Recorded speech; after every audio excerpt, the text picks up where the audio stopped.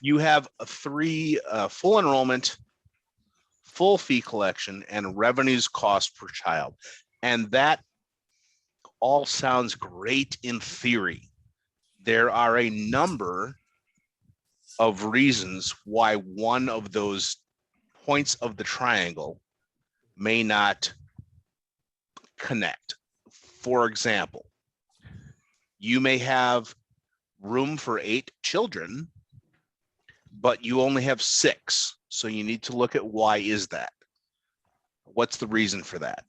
Is it that you have a partner or spouse who has enough income where you don't have to take 8 and you only want to take 6? Going down to fee collection. Well, if you have parents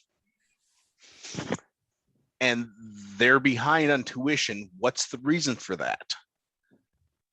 But the biggest thing is that you want to make sure that the money you're collecting covers those per child costs. Otherwise, you're losing money. And be fully aware that you are a business. And I realize that a lot of people got into this industry because they want to care for children and give them a great start, but there also is a financial aspect. I'm not going to tell you how to run your business, but I am going to help you understand the impact that the financial piece is making on your business, and then allow you to choose how you want to proceed from there. So that's the iron triangle.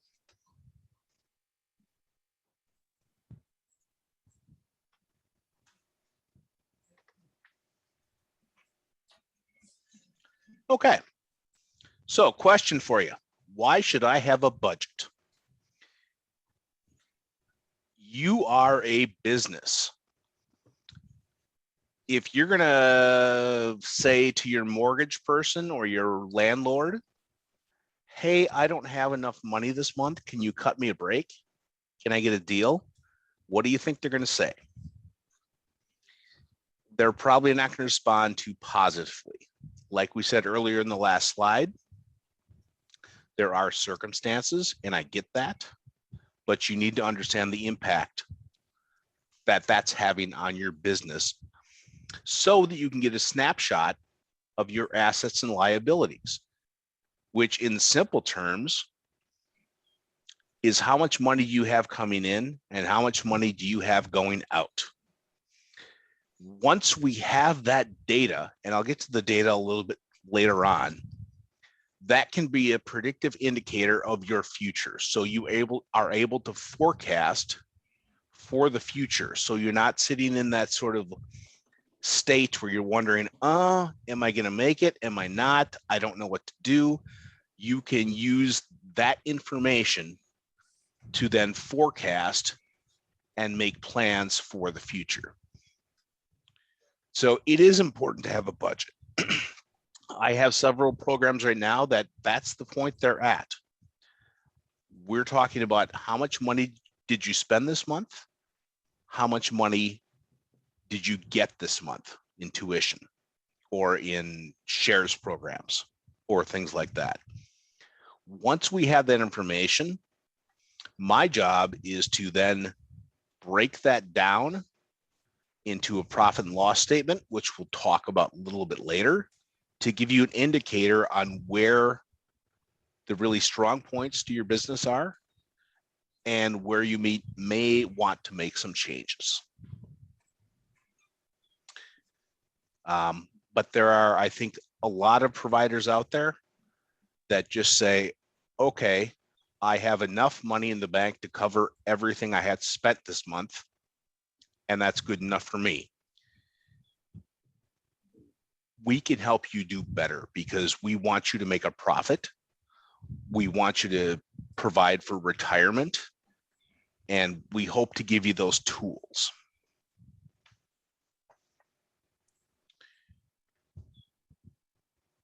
All right, Amy, are we ready to move on to the next slide, or do we have questions? I don't see any questions in the chat. Okay. So Why should I have a budget? A is peace of mind. So if you're like me and you are sitting there in bed at night and not being able to fall asleep because you don't know where you stand in the world with your finances, you're not sure what your finances are, you don't know how many loans you have, you don't know if you're going to be able to cover your quarterlies with the IRS, and you have no clue as to your cash flow, a budget will help you with all of those things. And the way it'll help you is that it's data driven. Hope is not a great strategy for a business. You want to have data, you want to have numbers, you want to have totals that you can analyze, because what happens is that this allows you to anticipate when change is needed. So if you're one of those businesses that are like, hey, I'm making a 10% profit every month, I don't need to do anything. Good for you. Great. I pat you on the back. But with the way the markets work, there are going to be ebbs and flows and ups and downs. And COVID is a very good example of this. Everyone had to adjust the way they did business. So having a budget and forecasting is one of the keys to making sure you're ahead of the curve, and it's proactive instead of reactive.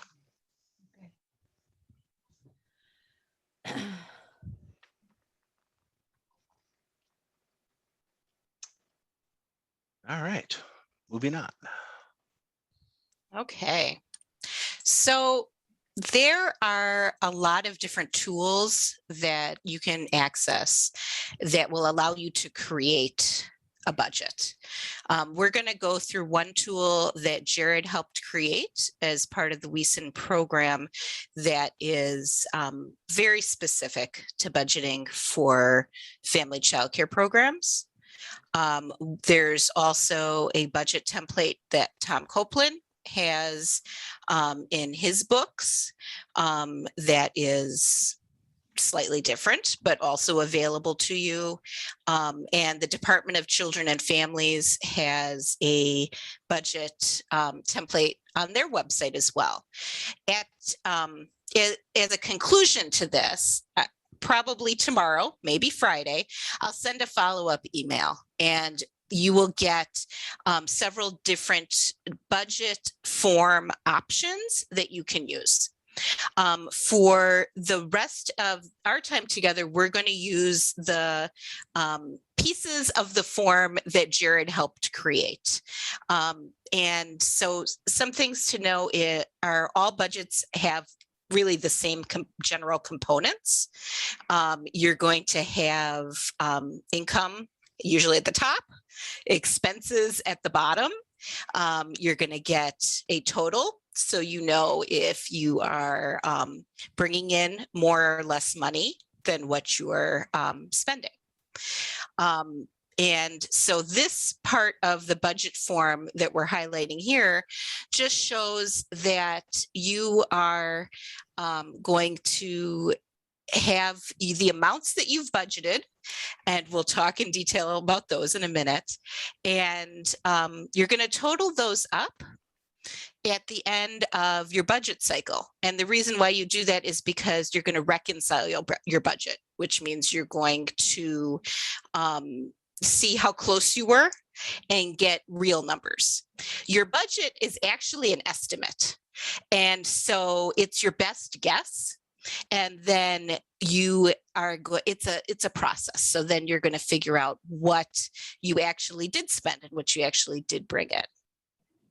So what we're going to do is we're going to start with income, and we do that because it's on the top of your budget form. So we're going from top to bottom here. I like to think it's also the most fun part because it's the money you're bringing in, and that's really exciting. And so the first thing on most childcare center income sections of their budget is going to be tuition. And the reason why that's first is because most of your income is going to come from tuition. you can break it down into tuition that you're receiving directly from families and tuition that you're receiving from other sources, or you could lump it together and say, this family, this spot, I charge $300 a week for, and so that's the income I receive in total. There's different ways you can do that to make it most useful for you. And then there's other income categories that you're going to be looking at, because many people receive income from sources other than tuition. I'm going to say that it's a little cut off, but number 14 on here, which is grants and payroll protection program, this form was customized over this last year. And we know that for many of you, an enormous amount of your income has actually come from that category through this pandemic. And then there's smaller categories as well, like the reward stipend program, that if you're not familiar with it, you want to look that up on WEESSN's website, because it's a form of income that you may be eligible for. So there's a lot of different types of income. One thing I want to talk about when you are putting numbers into your budget for the income category is something called the utilization factor. And what this refers to is the idea that it is likely that you are not going to have 100% of your spaces filled 100% of the time. And so when you are estimating the amount that you are going to be receiving for tuition, for food program, for those types of fees that can vary based on the children that are in your program, best practice tells you you want to estimate low. Your utilization factor is that you are not going to want to put more than 80% of the maximum amount of tuition that you could receive in a year if all of your spaces were 100% filled. You want to cap it absolutely at 80%, and some people put down 75% of that. If you typically don't fill your spaces, then you want to think about how filled do you normally have your spaces, and figure out your tuition and income based on 80% or 75% of that. The idea is you estimate your income low, but you're going to estimate your expenses high. And that helps provide a cushion for you so that you can weather some of the storms that can come your way. Those of us who've been doing this for a while know we're never quite sure what might happen. Again, last year and right now is a perfect example, although an extreme one.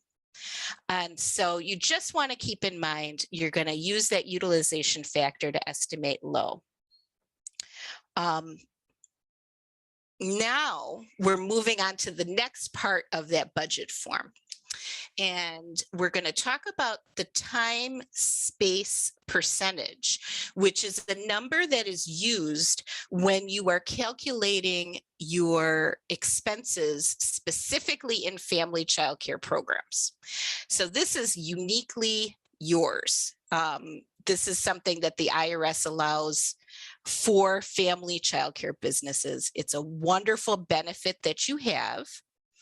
And what it is it allows you to determine how much of expenses that are shared between your home and your business can count as a business expense. And the way that it's calculated is through these graphics, you see time. So you're going to calculate how much time you are working.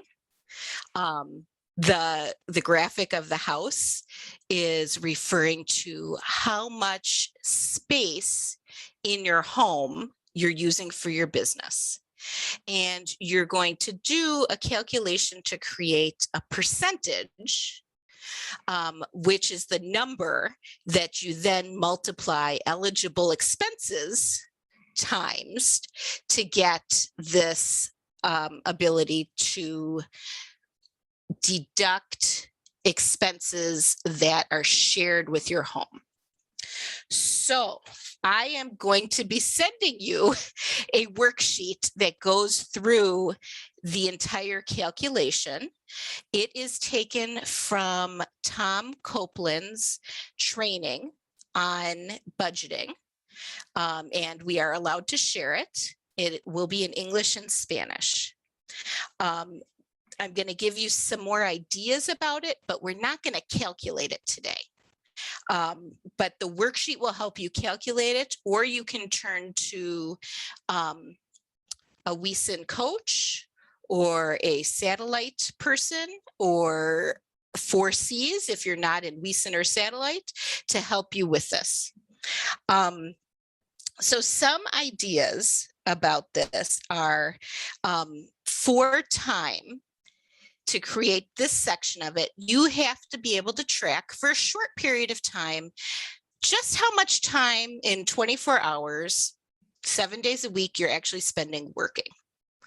And we know I know for the majority of you, it's not just the hours that you're open, because you're going grocery shopping and you're cleaning your program and you're setting up curriculum and you're doing professional development trainings at 7 o'clock on a Wednesday night. That all counts. And so one of the things you want to do is for a short period of time, maybe a week, you want to track all the hours that you're spending working so that you have an idea how many hours over that period of time are you working. Related to the space, that's time to take out your tape measure. So what you're actually doing is you're figuring out how much of your home is used for your childcare program. Some of you have spaces that are dedicated to your childcare program, like a basement that is just for your program, where you don't do any other family life things, and some of you don't. What you want to look at is every area in your home in which any part of your business takes place. And so in this case, you're looking at things like, do you have a laundry room? And if you do, that space counts. Do you have an office where you're doing your paperwork? Is it your bedroom? If it is, that space counts. And so this is measuring how much of your total space within your house you're actually using for your business. The higher the number is, the more money you're going to be able to deduct on your taxes, because it's the higher expenses you can count towards your business as opposed to personal. So some examples of what you would be using this for. So in the budget form that Jared helped put together, there's a section that is specifically for expenses related to the time space percentage, which again means expenses that are shared between your home and your business. Here's a few examples. If you own your home, your property taxes count as shared expenses. Rent payments count as shared expenses. Utilities do. Home maintenance, if it is anything that is connected with your child care program, like your furnace, that counts towards the time space percentage. When you're developing your budget, you want to put as many things in this category as you can that are shared home expenses, because it lowers the total amount that you pay in taxes in the end. And so you're taking this form this budgeting form, and eventually you'll use the same information to report on your expenses. And that's the connection I'm making there. Some other things that you might not think about that would count in this category include things like, let's say you have a piano that sometimes the kids get to use. That counts as a shared business expense. So there's a lot of different things that fall into this category. You will also get a worksheet that includes a lot of those ideas. Laura, you have a question that asks, what about storage area, attic, garage, closets used to store children's or childcare items? Great question, Connie. Yes. Those are absolutely spaces that you would include when you're calculating how much of your home is being used for business. Absolutely. If you have a basement that you are using for tornado drills, that counts. Any space that you can explain, yep, I use that, and this is how, counts.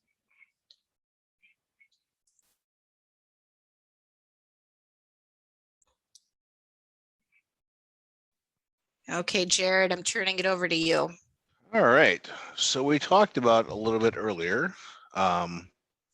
You have tuition, you have money coming in. This is sort of the other side of it, which no one likes to look at because it means money going out, but it's a fact of life.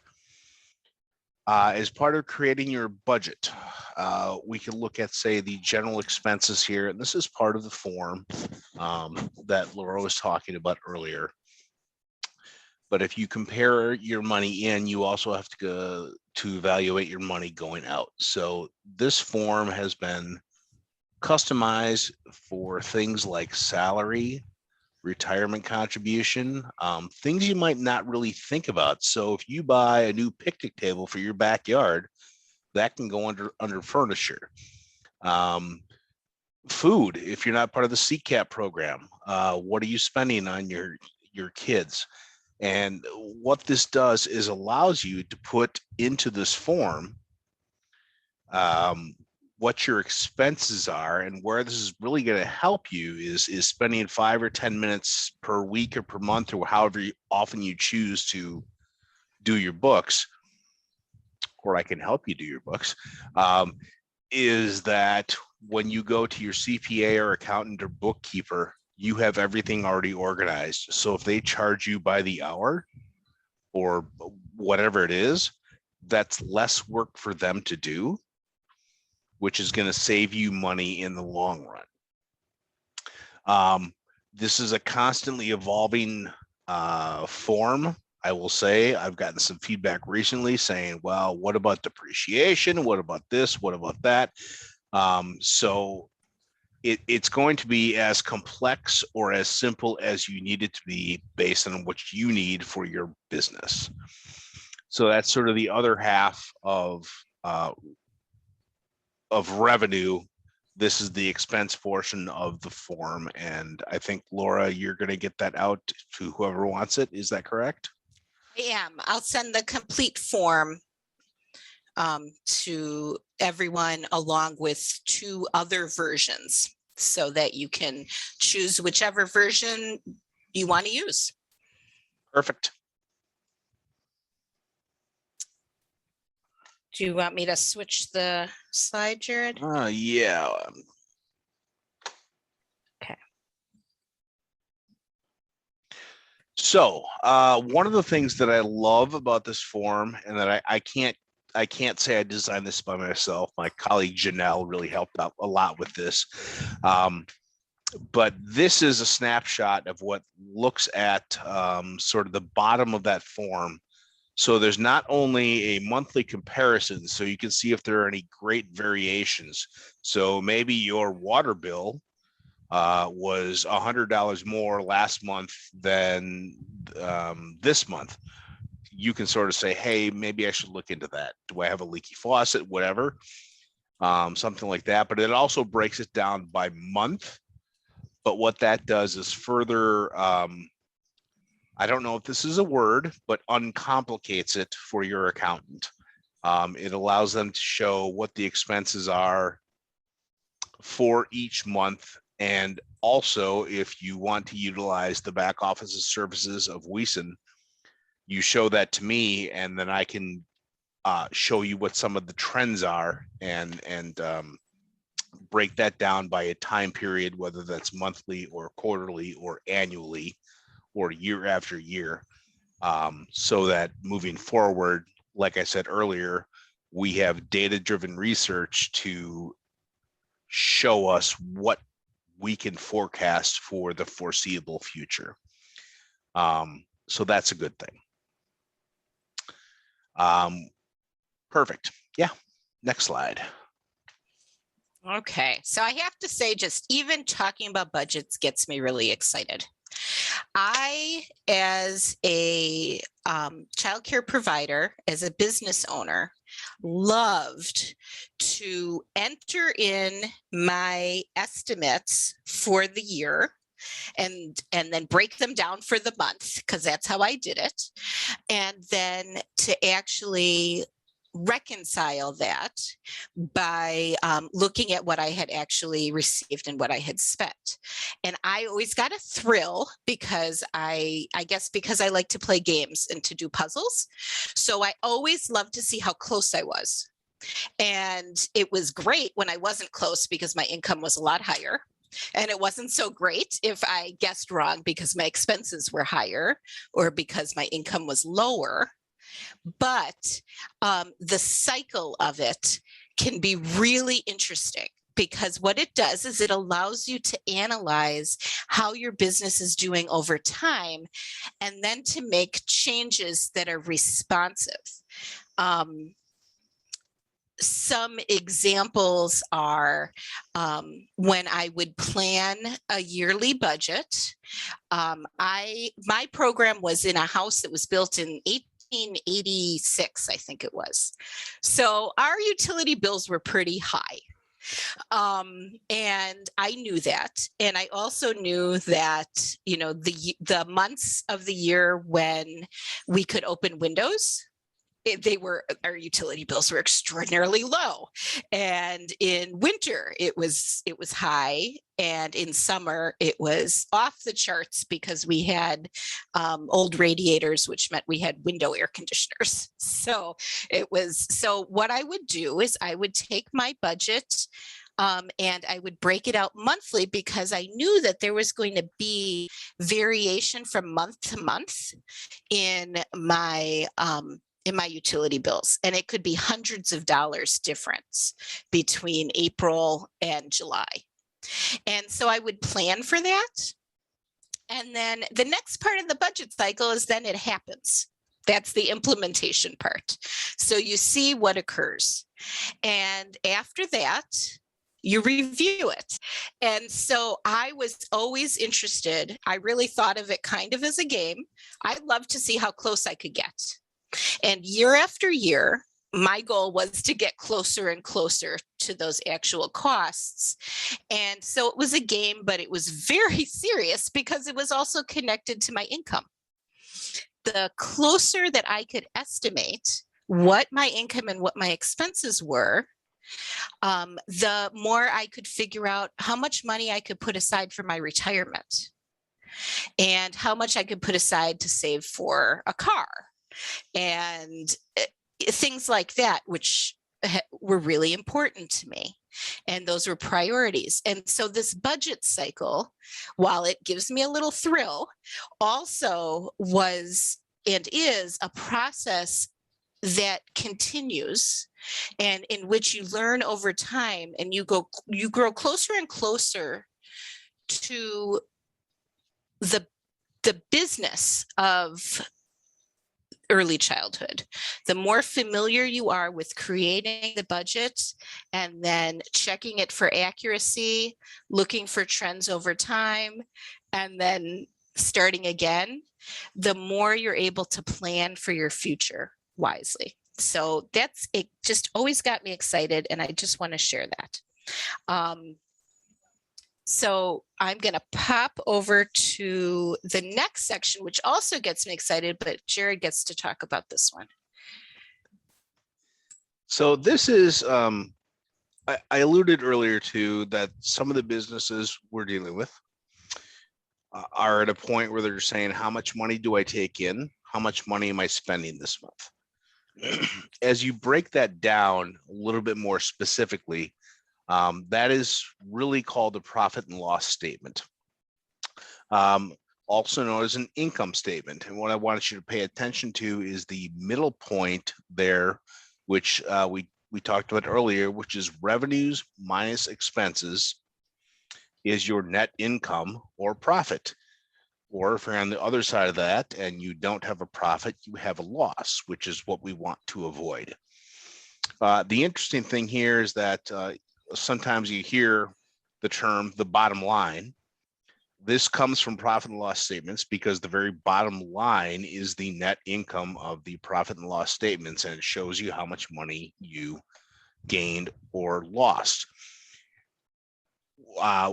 I or WEESSN can certainly help you with developing a P&L statement, profit and loss statement, which can go into, I'm not going to go really into it right now, but there are two big portions to the profit and loss statements. One is your fixed costs.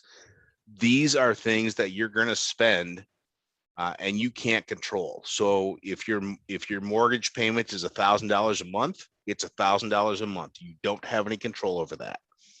As Laura was talking about earlier, utility payments, if you have window air conditioners in the summer, you're going to pay for that and you really can't control it. If you have employees other than yourself, we could talk about staffing models because that is something we can control. Maybe you don't need that second employee there from 9 to 5. Maybe you can stagger that a little bit and save yourself a couple bucks in the meantime.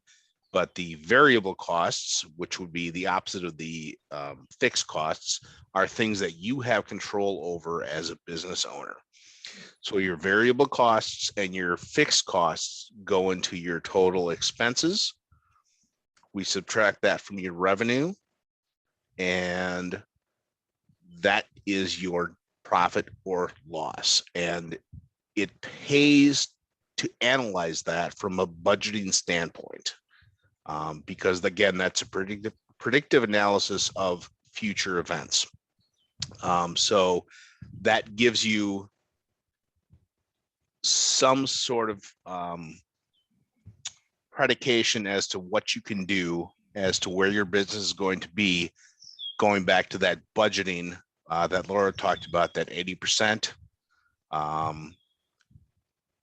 to help you analyze what's going to happen in the future.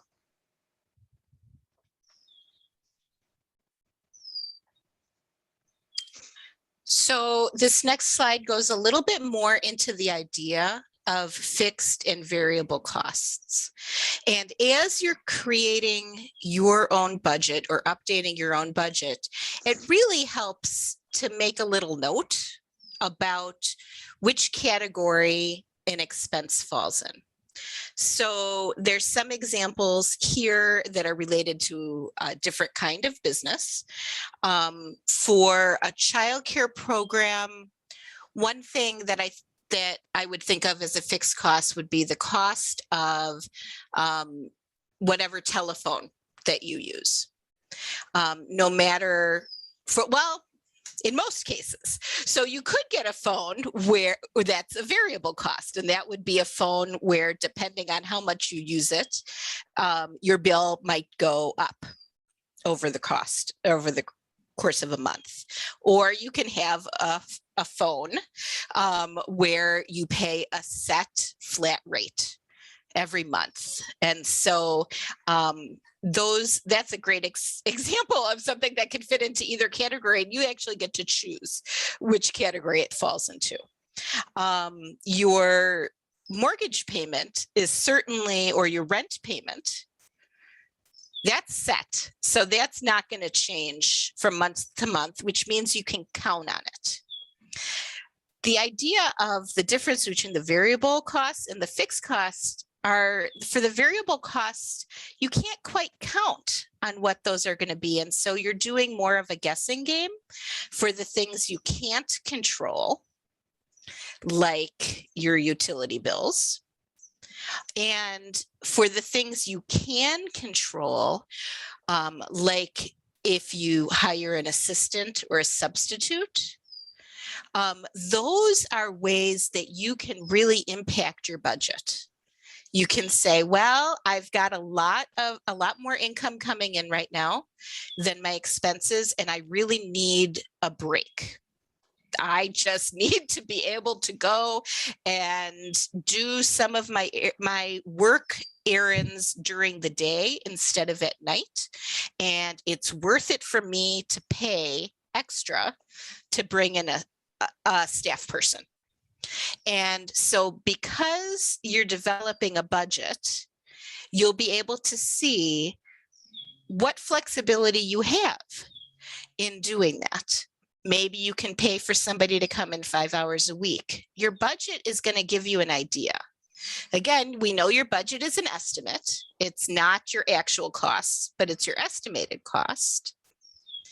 And it gives you a direction so that you're not going to be too surprised, if your expenses end up being higher than your income for a month, because you'll have it all laid out on a piece of paper and you'll be able to see what variable expense changed that month to create an imbalance. So that's the concept that Jared started talking about as far as fixed versus variable expenses. And that's why we want to be really aware of it. All right. So what's with this slide? Well, that's the way we've always done it, which I think is one of the most dangerous phrases in any language. And I'll circle around back as to why. This is a picture of a prescription that doctors gave you about 100 years ago, 120. One night cough syrup. If we look at this, what does it contain? So if you have a cough, you would get some alcohol, which I guess certain like NyQuil maybe still does. They would then include cannabis, chloroform, and morphine at the same time. And this was prescribed by doctors for adults and children.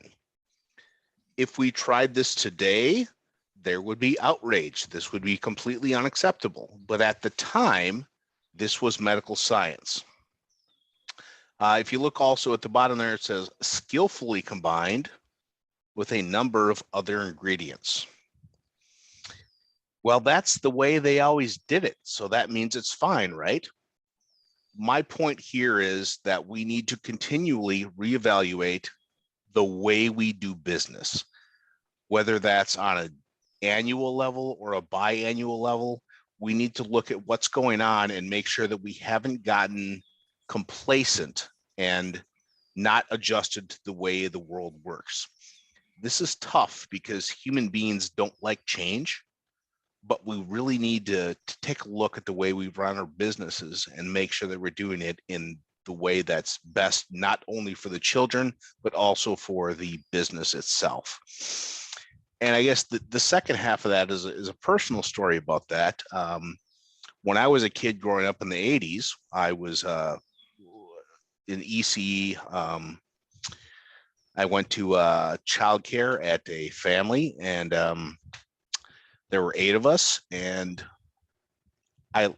my parents learned that the provider during nap time, that's when she would go out to the store and do errands, and she was the only adult in the house.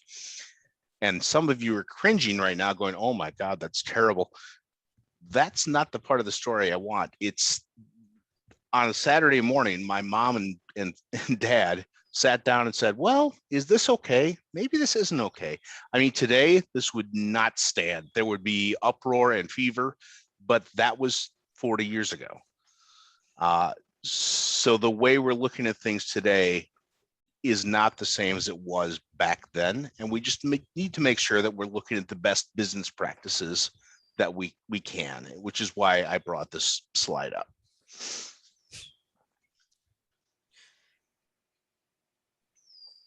Which brings us to what sort of changes do we want to make? And one of the big things right now, and I'm going to press this a little bit, is technology. Why should I use it? Well, A, because it's probably going to save you time. It's probably going to save you money. It's more convenient for the parents in a number of reasons, and it's very affordable. So right now, WEESSN is partnering with ELV, Alliance Corps, Early Learning Ventures. There are a number of other programs out there, such as Brightwheel, maybe ProCare, maybe you're using something else, but I encourage you to use it. A lot of that is compatible with electronic billing, so you don't have to take those the cash or the physical checks. And the pushback that I've gotten from a lot of providers is that electronic safety, is my information safe out there in this virtual world?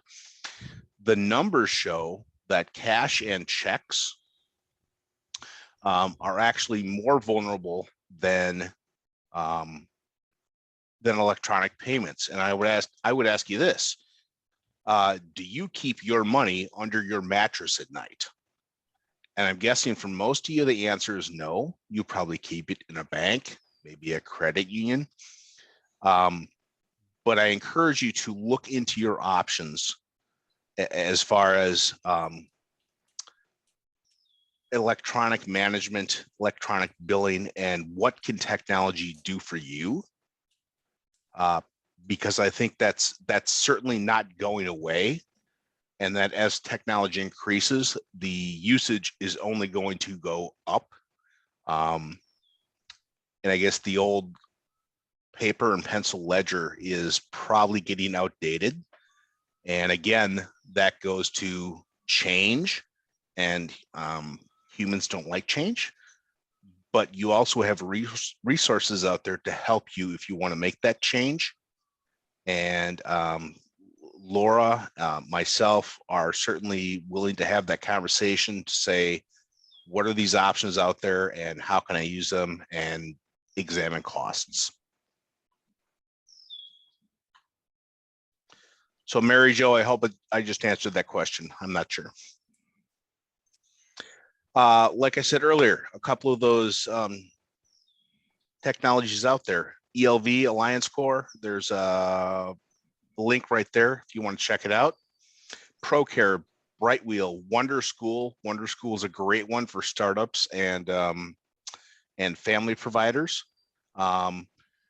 I will talk about QuickBooks Online real quick, just because WEESSN has partnered with ELV to transfer data so that there's automatic billing as well as childcare management software that can be pushed to QuickBooks.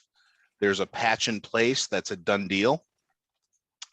In my view of the world, I would love to get ProCare and Brightwheel and Wonder School on board with that, but one step at a time. I would recommend that you look into some sort of childcare management software or automatic billing to make things more convenient, more safe, and easier on yourself. I want to thank everybody for coming tonight. I know it is a really big deal to give us an hour of your time after working all day. So thank you so much for being here.